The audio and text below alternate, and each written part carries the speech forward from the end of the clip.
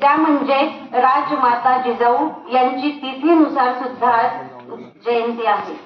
आणि ह्या दोघही व्यक्तिमत्वांनी सर्व स्त्रिया ज्यांना आदर्श मानू शकतात अशा प्रकारचं कार्य केले। आपण म्हणतो की देव कुठे, देव दिसत नाही, तर देव हा अशा व्यक्तिमत्वांच्या कार्याच्या रूपात। या महिला फक्त आणि फक्त कोणामुळे, तर महात्मा ज्योतिबा फुले आणि सावित्रीबाई फुले यांच्यामुळे, कारण त्यांनी शिक्षणाचे कवाड उघडे केले।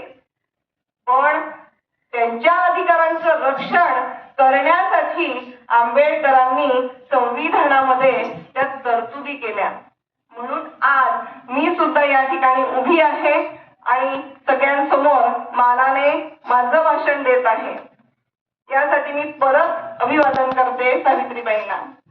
बघा, या हिच्यामध्ये मी 2 महिलांचं उदाहरण गेलं होतं, ते भारतामध्ये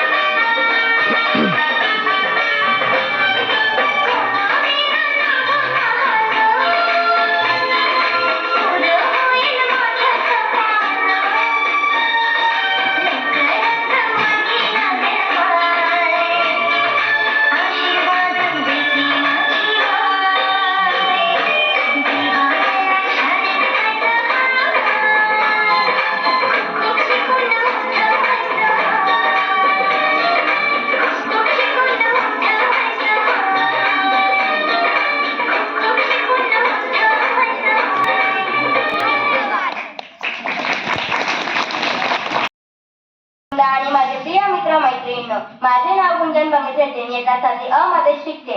मी या सावित्रीबाई फुले यांच्याबद्दल काही 2 शब्द सांगणार आहे। सावित्रीबाई फुले यांचा जन्म 3 जानेवारी 1831 या रोजी झाला। त्या नायगाव तालुक्यातील खंडाळा जिल्ह्यातील खंडोते रावचे पाटील यांच्या कन्या। डोळ्यात नवी वाट, हातात पुस्तक, मनात शोध, डोळ्यात नवी वाट, अज्ञानाचा अंधार फोडून दिला शिक्षणाचा घाट। आदरणीय अध्यक्ष महोदय, मान्यवर शिक्षक वृंद आणि माझ्या मित्रमैत्रिणींनो, आज मी इथे उभी आहे ते फक्त आणि फक्त माझ्या आदर्शा सावित्रीबाई फुले यांच्यामुळे। हो, तीच सावित्री जिने या देशासाठी होती ती सावित्री लढली ती मुलींसाठी, होती ती सावित्री लढली ती मुलींसाठी। लहानपणी दिला तिने तिच्या सखीला न्याय, लहानपणी दिला तिने तिच्या सखीला न्याय। पती वारला होता तिच्या सखीचा, लोक जाळायला निघाली होती तिला। पती वारला होता तिच्या सखीचा, लोक जाळायला निघाली होती तिला। सावित्री हळूच म्हणाली, ही सुद्धा एक स्त्री आहे ना, तिला सुद्धा जगण्याचा हक्क आहे। ही सुद्धा एक स्त्री आहे, तिला सुद्धा जगण्याचा हक्क आहे। ती विधवा असली तर तुम्ही तिला जाळून टाकताल, तिलाही समाजात जगण्याचा हक्क आहे। सावित्री मोठ्या झाल्या, मुलींना शिकवू लागल्या। सावित्री मोठ्या झाल्या, मुलींना शिकवू लागल्या।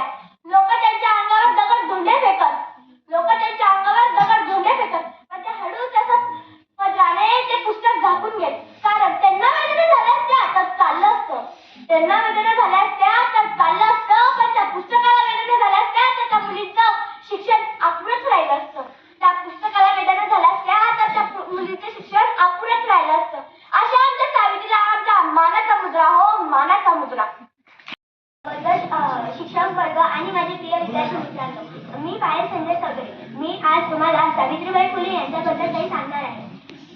सावित्रीबाई म्हणजे जगण्याचा दिवा. सावित्रीबाई म्हणजे जगण्याचा दिवा. त्यांनी लावला मुलींना शिक्षणाचा हेका. त्यांनी लावला मुलींना शिक्षणाचा हेका. यांच्या जीवनातील महत्त्वाचे प्रसंग.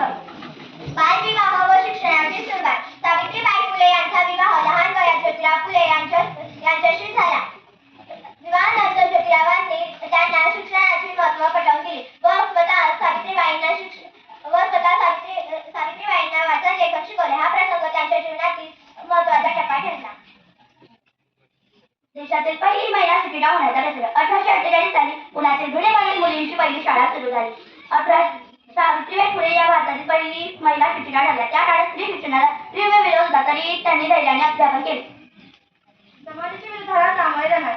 शाळेत जाताना सावित्रीबाईच्या अंगावर लोक शेण दगड फेकत, तरी त्यांनी हार मानली नाही. त्या दुसरी सोबत नेत आणि शांत चित्ताने मुलींना शिकवत. हा प्रसंग त्यांचा शिक्षणाचा व विरोधाचा होता. अस्पृश्य व वंचित मुलींसाठी शिक्षण कार्य सावित्रीबाईंनी गाली सोसले.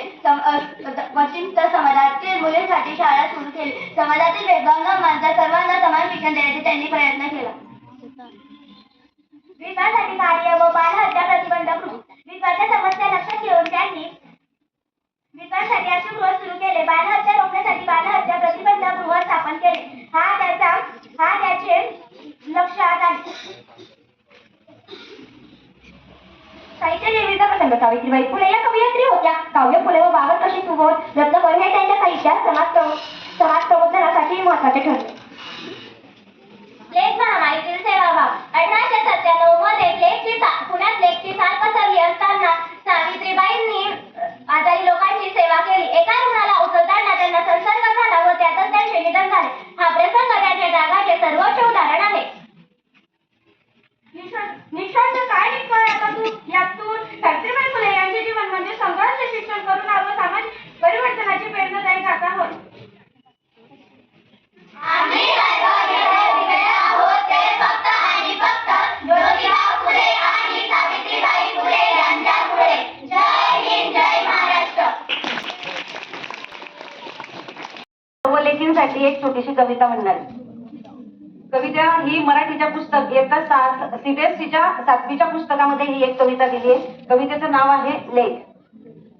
लेख तांबळ कुंदन, लेख हिरव गोंदण, लेख झाडाची पालवी, लेख हाडाचं चंदन, लेख असं कमलाची सारी काळजी नीटते, लेख कसा घराची रोज समय पेटते, लेख नसता घरात आग लागते उरास, वेळ जागीच थांबते आणि मनही उदास, अशी चिमणी बोलती साऱ्या घरात हसते, तोड रागावले मग रुसून बसते, सारे जगही रुसले तरी परवा करू नये, सारे जगही रुसले तरी परवा करू नये, पण आपण पातळी कधी कधी रुसू नये,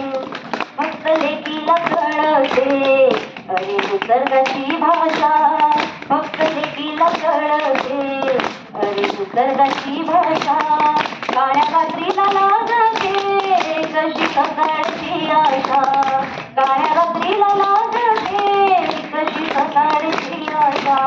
धन्यवाद. असते त्यामुळे मुलींचं शिक्षण सहज झालेलं आहे. त्यामुळे फक्त शिकून घेणं किंवा शाळेत येणं म्हणून सावित्रीची लेख होणं असं होत नाही. आज आपण सावित्रीबाई फुले यांची जयंती साजरी करतोय. का साजरी करतोय याचा उद्देश काय आहे की आपण त्यांचं जे कार्य आहे किंवा त्यांनी जे आपल्यासाठी कष्ट केलेले आहेत त्याची जाणीव निर्माण व्हावी, त्याच्याबद्दल आपण कृतज्ञता व्यक्त करावी म्हणून. पण एवढंच नाही तर त्यांनी जे कार्य केलं आहे, त्यांनी जो त्याग केलेला आहे त्यातून आपण शिकवण घेतली पाहिजे असं या कार्यक्रमाचा उद्देश. आज क्रांतीज्योती, ज्ञानज्योती, तशाच प्रकारे उत्तम अशा लेखिका, कवयित्री प्रथम शिक्षिका सावित्रीबाई फुले यांची जयंती, त्यांच्या जयंतीनिमित्त त्यांना मी त्रिवार अभिवादन करतो.